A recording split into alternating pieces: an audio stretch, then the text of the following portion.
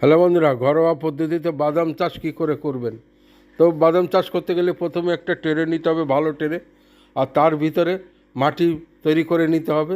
Compost সার এবং soil মাটি এবং কিছু বালি মিশিয়ে মাটি তৈরি করে নেবেন। আর বাদাম তো অবশ্যই একদিন আগে ভিজিয়ে রাখবেন। একদিন আগে ভিজানোর পরে বাদামটা বেশ লাইন করে ভালো করে এক একটা করে, যেদিকে বাদামের ব্যাক সাইডটা উপরের দিকে রাখবেন, মুখটা নিচে দেবেন, দেখবেন যেদিকে অঙ্কুরটা বেরোয়। আর এইভাবে লাইন করে বসাবেন। আর উপরে একটু কম্পোস্ট সার ছড়িয়ে দেবেন, ছড়িয়ে দিয়ে জল দেবেন। জল দিয়ে একটা কিছু ঢাকা দেবেন, একটা বস্তা বা যে কোনো একটা জিনিস দিয়ে ঢেকে দিয়ে ছায়াযুক্ত রাস্তা জায়গায় রাখবেন। দেখবেন কিছুদিনের ভিতর অঙ্কুর হয়ে যাবে।